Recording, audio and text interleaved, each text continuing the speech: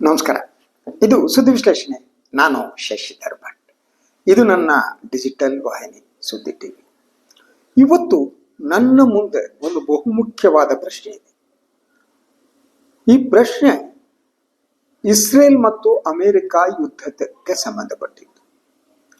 ಈ ಯುದ್ಧದ ವರದಿಯಲ್ಲಿ ಭಾರತೀಯ ಮಾಧ್ಯಮಗಳು ಯಾವ ರೀತಿ ವರ್ತನೆ ಮಾಡಿದವು, ಅವರ ರೆಸ್ಪಾನ್ಸ್ ಹೇಗಿತ್ತು, ಇದನ್ನೆಲ್ಲ ಗಮನಿಸಿದಾಗ ನನಗೆ ಅನ್ನಿಸಿದ್ದು ಒಂದು, ಭಾರತೀಯ ಮಾಧ್ಯಮಗಳಿಗೆ ಈ ಒಂದು ಅಮೆರಿಕ ಮತ್ತು ಇಸ್ರೇಲ್ ನಡುವಿನ ಯುದ್ಧ ಮುಂದುವರಿಯಬೇಕಾಗಿತ್ತು. ಅದೊಂದು ತಾರ್ಕಿಕ ಅಂತ್ಯಕ್ಕೆ ಅದು ತಲುಪಬೇಕಾಗಿತ್ತು. ತಾರ್ಕಿಕ ಅಂತ್ಯ ಅಂದರೆ ಏನು ಅಂದರೆ, ಇಸ್ರೇಲ್ ಏನಿದೆ, ಇಸ್ರೇಲ್ನ ಮನಸ್ಥಿತಿ ಅದು ತಾರ್ಕಿಕ ಅಂತ್ಯ ಅಂತ ಅಂದರೆ ಇರಾನ್ ಏನು ನಾಶ ಆಗಬೇಕು. ಇದು ಒಟ್ಟಾರೆಯಾಗಿ ಭಾರತೀಯ ಮಾಧ್ಯಮದಲ್ಲಿ ಕಾಣ್ತಾ ಇತ್ತು ಅಂತ. ಸೊ ಇದಕ್ಕೆ ಕಾರಣಗಳೇನು? ನಾನು ಇದನ್ನ ಪಟ್ಟಿ ಮಾಡ್ತಾ ಹೋದೆ. ಪಟ್ಟಿ ಮಾಡ್ತಾ ಅದು ಕೆಲವು ವಿಚಾರಗಳನ್ನು ನಾನು ಇಲ್ಲಿ ಬರೆದಿಟ್ಟಿದ್ದೀನಿ. ಇದಕ್ಕೆ ಬಹಳ ಮುಖ್ಯವಾದ್ದು ಒಂದು ಭೌಗೋಳಿಕ ರಾಜಕೀಯ ಅಥವಾ ಜಿಯೋ ಪಾಲಿಟಿಕ್ಸ್ ಅಂತ ಅನ್ಬೋದು. ಒಂದು, ಭಾರತ ಇತ್ತೀಚಿನ ವರ್ಷಗಳಲ್ಲಿ ಅದು ಇಂಡಿಪೆಂಡೆಂಟ್ ಆದ ವಿದೇಶಾಂಗ ನೀತಿಯನ್ನು ಅನುಸರಿಸ್ತಾ ಇಲ್ಲ. ಅಂದರೆ ಭಾರತ ಸಂಪೂರ್ಣವಾಗಿ ಅಮೆರಿಕಕ್ಕೆ ಸರೆಂಡರ್ ಆಗಿದೆ. ಒಂದು, ಇಸ್ರೇಲ್ ಕೂಡ ಭಾರತದ ಮುಖ್ಯ ರಕ್ಷಣಾ ಭಾಗಿದಾರನಾಗಿ ಮೋದಿ ಅವರ ಪ್ರಭುತ್ವ ಮಾಡಿಕೊಂಡಿದೆ.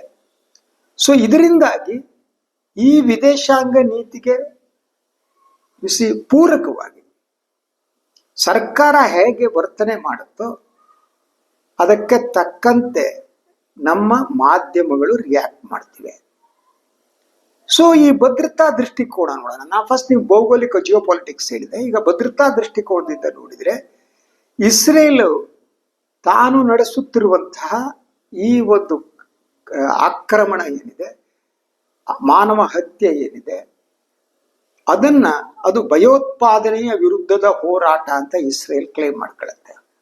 ಗಾಜಾ ಪಟ್ಟಿಯಲ್ಲಿ ಸುಮಾರು 73,000 ಜನರ ಹತ್ಯೆ ಮಾಡಿದ್ದು, ಪುಟ್ಟ ಮಕ್ಕಳನ್ನ ಹತ್ಯೆ ಮಾಡಿದ್ದು, ಮಹಿಳೆಯರನ್ನ ಹತ್ಯೆ ಮಾಡಿದ್ದು. ಹಾಗೇನೆ ಲೇಟೆಸ್ಟ್ ಆಗಿ ಇರಾನ್ನ ಸ್ಕೂಲ್ ಒಂದರ ಮೇಲೆ ದಾಳಿ ಮಾಡಿ ಅಮೆರಿಕ 175ಕ್ಕೂ ಹೆಚ್ಚು ಹೆಣ್ಣು ಮಕ್ಕಳನ್ನ ಹತ್ಯೆ ಮಾಡಿದ್ದು. ಇದು ಭಯೋತ್ಪಾದನೆಯ ವಿರುದ್ಧದ ಹೋರಾಟ ಅಂತ ಇಸ್ರೇಲ್ ಕರೆಯುತ್ತೆ. ಸೊ ಭಾರತ ಭಯೋತ್ಪಾದಕರ ವಿರುದ್ಧ ಈ ಹೋರಾಟಕ್ಕೆ ಬೆಂಬಲ ಇದೆ ಅಂತ ಹೇಳ್ತಾನೆ ಈ ಕೃತ್ಯವನ್ನ ಬೆಂಬಲಿಸ್ತಾ ಇದೆಯಾ? ಟೆರರಿಸಂ ಅನ್ನುವುದು ಏನಿದೆ, ಭಾರತದ ಮೇಲೆ ನಡೀತಿರುವಂತಹ ಟೆರರಿಸಂ, ಭಯೋತ್ಪಾದಕ ದಾಳಿ ಒಂದು ಕಡೆ ಆದ್ರೆ, ಇಸ್ರೇಲ್ ಯಾವುದನ್ನ ಭಯೋತ್ಪಾದಕ ದಾಳಿ ಅಂತ ಹೇಳುತ್ತೆ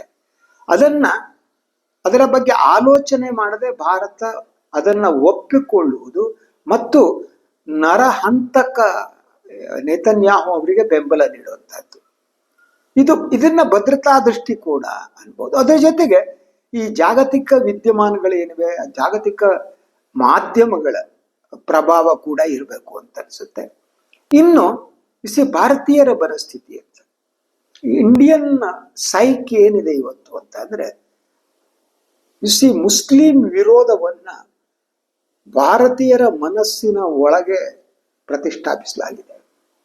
2000 ಇಸ್ವಿಯ ನಂತರ ಮೋದಿ, ಅಮಿತ್ ಶಾ ಇತ್ಯಾದಿಗಳು ಮುಸ್ಲಿಂ ವಿರೋಧ, ಇಸ್ಲಾಮಿ ಫೋಬಿಯಾ ಅದನ್ನ ತಮ್ಮ ಇಡೀ ರಾಜಕೀಯ ನಡೆಯ ಮುಖ್ಯ ಅಂಗವಾಗಿ ಅವ್ರು ಮಾಡ್ತಾ ಬಂದಿದ್ದು. ಸೊ ಅದರಿಂದ ಭಾರತೀಯರಿಗೆ ಇದನ್ನು ಮಾಡೋದಕ್ಕೆ ಹಲವು ರೀತಿಯ ಇತಿಹಾಸವನ್ನ ತಿರುಚೋದು, ಸುಳ್ಳುಗಳನ್ನು ಹೇಳೋದು, ದೇಶಭಕ್ತಿಯತ್ತ ಮಾಡ್ತಾ ಹೋಗೋದು, ಆ ಮೂಲಕ ಇಸ್ಲಾಮಿಕ್ ಇದೇನಿದೆ ವಿರೋಧವನ್ನ ಅದನ್ನ ಜನರ ಮನಸ್ಸಿನಲ್ಲಿ ತುಂಬಿದ್ದು. ಅದರಿಂದ ಈ ರೀತಿ ಮಾಡೋದ್ರಿಂದ TRP ಸಿಗುತ್ತೆ ಅಂತ. ನೀವು ವೈಚಾರಿಕವಾಗಿ ಮಾತನಾಡಿದ್ರೆ ಜನ ನೋಡಲ್ಲ. 3 ಅಯೋಗ್ಯ ಜನರ ದೇಶ ಇದು. ನಾವು ತಾರ್ಕಿಕವಾಗಿ ವೈಜ್ಞಾನಿಕವಾಗಿ ಹೇಳಿದರೆ, ಸಾವಿನಲ್ಲಿ ಸಂಭ್ರಮಿಸಬಾರದು ಅಂತ ಹೇಳಿದರೆ ಜನ ನಮ್ಮನ್ನು ಮೂರ್ಖರಂತ ಹೇಳ್ತಾರೆ. ಅವರಿಗೆ ಈ ರೀತಿ ಹಿಂಸಾ ರಾಜಕಾರಣ ಇವತ್ತಿನ ಜನರಿಗೆ ಇಷ್ಟ ಆಗ್ತಾ ಇದೆ. ಏನ್ ಹೇಳಿ? ಹಿಂಸಾ ರಾಜಕಾರಣ, ರಕ್ತಪಾತದ ರಾಜಕಾರಣ ಇಷ್ಟ ಆಗುತ್ತೆ. ಅಂದ್ರೆ ಇಸಿ ಭಾರತೀಯರ ಒಳಗಡೆ ಇಂಥ ಒಂದು ಸೇಡನ್ನು ತುಂಬಲಾಗಿದೆ. ಆ ಸೇಡಿನಿಂದಾಗಿ ಅವರು ಇಂತಹ ಹಿಂಸೆಗಳನ್ನ, ಈಗ ಎಲ್ಲೋ ಇಸ್ರೇಲು ಇರಾನ್ ಮೇಲೆ ದಾಳಿ ಮಾಡಿ ಒಂದು 200-300 ಜನ ಸತ್ರು ಅಂದ್ರೆ ಅದನ್ನ ಸಂಭ್ರಮಿಸುವಂತಹ ಮನುಷ್ಯ ವಿರೋಧಿ, ಮಾನವೀಯತೆ ವಿರೋಧಿ ಮನಸ್ಸುಗಳನ್ನ ಈ RSS ಮತ್ತು ಬಿಜೆಪಿ ಸೃಷ್ಟಿಸಿವೆ. ಅವರ ಇಡೀ ವರ್ತನೆಯ ಮೂಲ ಏನಿದೆ ಅದು ಹೇಗಿದೆ ಅಂದ್ರೆ, ಅವರಿಗೆ ಮಾನವ ಹಕ್ಕುಗಳ ವಿಚಾರ ಮುಖ್ಯ ಅಲ್ವೇ ಅಲ್ಲ, ನಾಗರಿಕರ ಮೇಲಿನ ಅದು ಪರಿಣಾಮವು ಅವರಿಗೆ ಇಂಪಾರ್ಟೆಂಟ್ ಅಲ್ಲ. ಸೊ ಈ ಯುದ್ಧವನ್ನ ಯಾಕೆ ವಿರೋಧಿಸ್ಬೇಕು ಅಂದ್ರೆ, ವಿರೋಧಿಸ್ಕೂಡ್ದು ಯುದ್ಧ ಆಗ್ಬೇಕು ಅಂತ ಇಂತಹ ಮನಸ್ಸು ಭಾರತದಲ್ಲಿ ಸಿದ್ಧ ಆಗಿದೆ. ಸೊ ಅದರ ಜೊತೆಗೆ ಯಾಕೆ ಕಾರಣಗಳು ಅಂತ, ಅದಕ್ಕೆ ನಾನು ಒಂದು 3-4 ಪಾಯಿಂಟ್ ಅನ್ನ ಮಾಡಿದ್ದೀನಿ. ಏನು ಈ ಭಾರತೀಯ ಮಾಧ್ಯಮಗಳು ಯಾಕೆ ಅಮೆರಿಕ ಮತ್ತು ಇಸ್ರೇಲ್ ಪರವಾಗಿದೆ ಅನ್ನೋದಕ್ಕೆ. ಒಂದು, ರಾಜಕೀಯ ಸಂಬಂಧಗಳು ಅಂತ. ಪೊಲಿಟಿಕಲ್ ರಿಲೇಷನ್, ಜಿಯೋ ಪಾಲಿಟಿಕ್ಸ್ ನಲ್ಲಿ ಭಾರತ ಇಂಡಿಪೆಂಡೆಂಟ್ ಆಗಿ ಉಳಿದರೆ ಸಂಪೂರ್ಣವಾಗಿ ಟ್ರಂಪ್ ಆಡಳಿತದ ಅಡಿಯಾಳ ಆದದ್ದು. ಮತ್ತು ಇದ್ದಕ್ಕಿದ್ದ ಹಾಗೆ Israel father nation, India mother nation ರೀತಿ ಪ್ರೊಪಗೇಟ್ ಮಾಡ್ತಾ ಇರೋದು. ಅದು ಈ ರಾಜಕೀಯ ಸಂಬಂಧ ಬದಲಾದ ರಾಜಕೀಯ ಸಂಬಂಧ. ಅದರ ಜೊತೆಗೆ ಭದ್ರತಾ ಕಥನ, ಭದ್ರತೆಗೆ ಸಂಬಂಧಪಟ್ಟ ಹಾಗೆ ನಮಗೆ ಶಸ್ತ್ರಾಸ್ತ್ರ ಕೊಟ್ಟು ಸಹಕರಿಸ್ತಾ ಇದ್ದಿದ್ದು ರಷ್ಯಾ ಆಗಿತ್ತು ಮೊದಲಿಂದ.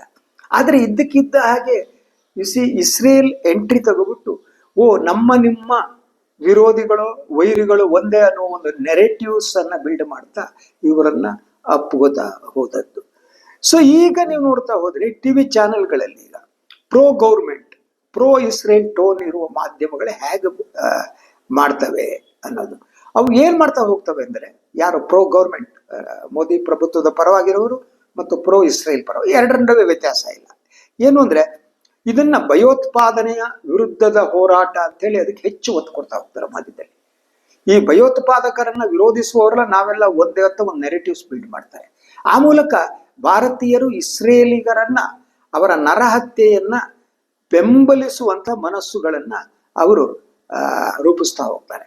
ಆದ್ರೆ ಇಸ್ರೇಲ್ ಏನು ಅಲ್ಲಿಗಿರುವ ಭದ್ರತಾ ಹಕ್ಕುಗಳೇನಿವೆ ಅದನ್ನ ಸಮರ್ಥನೆ ಮಾಡೋದು, ಅವರು ಭಯೋತ್ಪಾದಕರ ವಿರುದ್ಧ ಹೋರಾಟ ಮಾಡ್ತಿದ್ದಾರೆ, ಅವರು ತ್ಯಾಗ ಜೀವಿಗಳು ಅಂತ. ಆದ್ರೆ ಗಾಜಾದಲ್ಲಿ ನಡೆದದ್ದು ನೀವು ಕ್ಷಮಿಸಕ್ ಸಾಧ್ಯ ಇಲ್ಲ. ಮತ್ತು ಇಸ್ರೇಲ್ ಅಲ್ಲಿ ಭೂ ಕಬಳಿಕೆಗೆ ನಡೆಸ್ತಾ ಇರುವ ಯತ್ನಗಳು ಕ್ಷಮಿಸಕ್ ಸಾಧ್ಯ ಇಲ್ಲ. ಮಾನವರ ಹತ್ಯೆಯ ಸರಮಾಲೆ ಅದು, ಅದನ್ನ ಕ್ಷಮಿಸಕ್ ಸಾಧ್ಯ ಇಲ್ಲ. ಸೊ ಅದರ ಜೊತೆಗೆ ಈ ಅಮೆರಿಕಾದ ನಿಲುವಿಗೆ ಸಮಾನವಾದ ಒಂದು ಭಾಷೆಯನ್ನ ನಮ್ಮ ಮಾಧ್ಯಮಗಳು ಬಳಸ್ತಾ ಹೋದದ್ದು. ಅಂದ್ರೆ ಅಮೆರಿಕಾದಕ್ಕೆ ಏನ್ ಬೇಕು ಅಂತ, they are directed by America, American ethos, American thinking.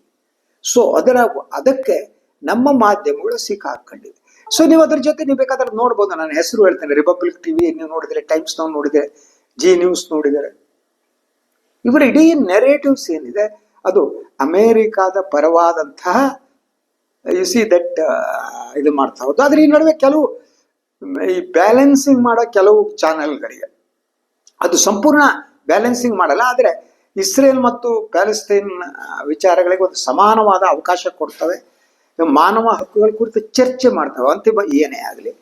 So data, ಇತಿಹಾಸ, ಇದರ ವಿವರಗಳನ್ನು ಕೊಡ್ತವೆ. ಇದ್ರ ಬಹಳ ಮುಖ್ಯವಾಗಿ ಗೌತಮ ದಾನಿ ಅವರ NDTV ಪ್ರಾಂಪ್ಟ್ ಆಗಿದೆ ಅಂತ ತೋರ್ಸ್ಕೊಳಕ್ ಟ್ರೈ ಮಾಡುತ್ತೆ. CNN ನ್ಯೂಸ್ 18 ಸ್ವಲ್ಪ ಎಲಿಜಿಬಿಲಿಟಿ ಟ್ರೈ, ಹಾಗೆ ಇಂಡಿಯಾ ಟುಡೇ. ಸೊ ಇವರ ವರದಿಯಲ್ಲಿ ಅಂದ್ರೆ ಸಮತೋಲನ ಇಲ್ಲದಿದ್ರು ಸಮತೋಲನದಿಂದ ತೋರಿಸಿಕೊಳ್ಳುವಂತ ಒಂದು ಯತ್ನ ನಡೆಯುತ್ತೆ ಅನ್ನೋದು. ಇನ್ನು ಇದನ್ನು ಬಿಟ್ರೆ ನೀವು ಡಿಜಿಟಲ್ ಮಾಧ್ಯಮಗಳ ಮಾತ್ರ ಸ್ವಲ್ಪ ಮಟ್ಟಿಗೆ ಅವರ ಇದೇನಿದೆ ಅಂದ್ರೆ ಮಾನವ ಹಕ್ಕುಗಳ ಉಲ್ಲಂಘನೆ ಮೇಲೆ ಅವರು ಒತ್ತು ಕೊಡ್ತಾರೆ. ಡಿಜಿಟಲ್ ಮಾಧ್ಯಮ ಮಾತ್ರ ಕೆಲಸ ಮಾಡ್ತಿರೋದು.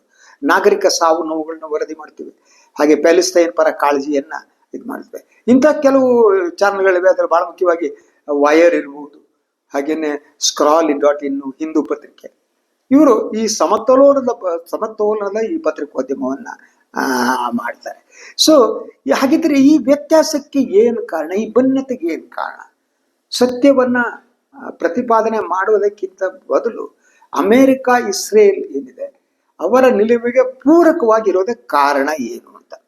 ಸೊ ಅದಕ್ಕೆ ಒಂದು ಬಹಳ ಮುಖ್ಯವಾಗಿ ಈ ಭಿನ್ನತೆಗೆ ಕಾರಣವನ್ನು ನಾವು ಹೇಳೋದಿದ್ರೆ, ನಾನು ಪಟ್ಟಿ ಮಾಡೋದಿದ್ರೆ, ಒಂದು ಪ್ರತಿ ಮಾಧ್ಯಮ ಸಂಸ್ಥೆ ಇದೆಯಲ್ಲ, ಅವರಿಗೆ ಎಡಿಟೋರಿಯಲ್ ಪಾಲಿಸಿ ಅದರ ಹಿಂದಿರುವವರು ಯಾರು, ಅದನ್ನು ನಾನು ವಿವರಿಸೋಕೆ ಹೋಗಲ್ಲ, ದಟ್ ಫಸ್ಟ್ ಥಿಂಗ್. ಸೊ ಅದರ ಜೊತೆಗೆ ಈ ರಾಷ್ಟ್ರೀಯತೆ, ರಾಷ್ಟ್ರಭಾವನೆ, ಹಿಂದುತ್ವವನ್ನ ಬಹಳ ಮುಖ್ಯ ಅಂಶಗಳನ್ನಾಗಿ ಹಿಡಿದುಕೊಂಡವರು ಇದ್ದಾರೆ. ಅವರು ಇಸ್ರೇಲ್ ಪರವಾಗಿರ್ತಾರೆ. ಅದು ಯಾಕೆಂತ ನಾನು ಇಲ್ಲಿ ವಿವರಿಸಕ್ಕೆ ಹೋಗಲ್ಲ. ಅದರ ಜೊತೆಗೆ ಯಾರು ಈ ಬೌದ್ಧಿಕವಾಗಿ ವಿಶ್ಲೇಷಣಾತ್ಮಕವಾಗಿ ಮಾತನಾಡ್ತಾರೆ, ಹೇಳ್ತಾರೆ, ಅಂಥವ್ರಿಗೆ ಅವಕಾಶವನ್ನು ನಿರಾಕರಿಸ್ತಾ ಹೋಗೋದು. ಸೊ ಇನ್ನು ಒಂದು ಈ ಮಾಧ್ಯಮ ನೀವು ಮೊದಲು ಹೇಳಿದಾಗ ಯಾರು ನಡೆಸ್ತಿದ್ದಾರೆ ಅನ್ನೋದ್ರಿಂದ ಈ ವರದಿಯ ಶೈಲಿ ಬದಲಾಗ್ತಾ ಹೋಗುತ್ತೆ ಅಂತ. ಇನ್ನು ಈ ಪ್ರಭುತ್ವ ಏನಿದೆ ಅದು ಮೋದಿ ಮಾಧ್ಯಮಗಳನ್ನ ಅವರು ನಿಯಂತ್ರಿಸುತ್ತಿರುವಂಥ ರೀತಿ ಅಂತ, ಅಡ್ವರ್ಟೈಸ್ಮೆಂಟ್ ಮೂಲಕ, ಬೇರೆ ಬೇರೆ ಮೂಲಕ ಸರ್ಕಾರ ಏನು ಬಯಸುತ್ತೋ ಆ ಕೆಲಸವನ್ನ ನಿಷ್ಠೆಯಿಂದ ಮಾಡ್ತಾ ಇರೋದು. ಸೊ ಒಟ್ಟಾರೆ ನಾನು ಹೇಳೋದಾದ್ರೆ ಈ ಭಾರತೀಯ ಮಾಧ್ಯಮಗಳು ಈ ವಿಚಾರದಲ್ಲಿ ಒಂದೇ ರೀತಿಯಾಗಿ ಅವರು ಮಾಡಿಲ್ಲ. ಆದರೆ ಬಹುತೇಕ ಮಾಧ್ಯಮಗಳು ಇಸ್ರೇಲ್, ಅಮೆರಿಕ ಪರವಾಗಿರುವೆ.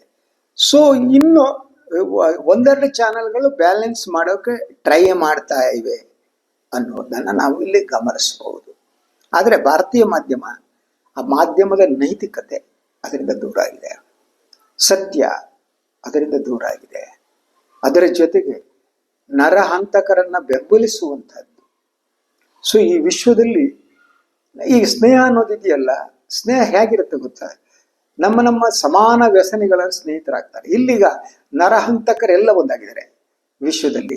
ಈಗ ಈ ನರಹಂತಕರ ಕಾಲ, ಇದನ್ನ ವಿರೋಧಿಸುವಂತಹ ಕೆಲಸವನ್ನ ಮಾಡಬೇಕಾದಂತಹ ಮಾಧ್ಯಮಗಳು ಮಾಡ್ತಾ ಇಲ್ಲ. ಒಂದು ರೀತಿಯಲ್ಲಿ ಮಾಧ್ಯಮಗಳು ಸೋಲ್ಡ್ ಔಟ್ ಆಗಿವೆ ಅಂತ. ಆದ್ರಿಂದ ಮಾನವ ಹಕ್ಕುಗಳ ಉಲ್ಲಂಘನೆಗೆ ಯಾವುದೇ ರೀತಿಯ ಬೆಲೆ ಸಿಗಲ್ಲ. ನೇತನ್ಯಾಹು 73,000 ಜನರನ್ನ ಪ್ಯಾಲೆಸ್ತೈನ್ ಹತ್ಯೆ ಮಾಡ್ದ. ನೋಬಡಿ ಅದರ ಬಗ್ಗೆ ಮಾತನೂ ಆಡಲ್ಲ. ಹೌದಾ ಅಂತ ಹಿಂಸೆಯನ್ನ ವಿಜೃಂಭಿಸುವಂತಹ ಕಾಲಘಟ್ಟದಲ್ಲಿ ಬಂದು ಕೂತಿದೆ. ನಮ್ಮ ಮಾಧ್ಯಮ ಹ್ಯಾಸ್ ಗಾನ್ ಟು ಡಾಗ್ಸ್. ಮಾಧ್ಯಮ ಹಾಳಾಗಿದೆ. ಇದು ಇವತ್ತಿನ ಸುದ್ದಿ ವಿಶ್ಲೇಷಣೆ. ಇನ್ನೊಂದು ವಿಚಾರದಾಗ ಮತ್ತೆ ಬರ್ತೀನಿ. ನಾನು ವೈನ್ ಲೈಕ್ ಮಾಡಿ, ಸಬ್ಸ್ಕ್ರೈಬ್ ಮಾಡಿ, ಬೆಲ್ ಐಕಾನ್ ಪ್ರೆಸ್ ಮಾಡೋದಕ್ಕೆ ಬರಬೇಡಿ. ಹಾಗೆಯೇ ಸಾಧ್ಯ ಆದರೆ ಸಹಾಯ ಮಾಡಿ. ಸ್ವತಂತ್ರ ಪತ್ರಿಕೋದ್ಯಮವನ್ನು ಉಳಿಸಿ, ನನ್ನ ಬೆಂಬಲಿಸಿ. ನಮಸ್ಕಾರ.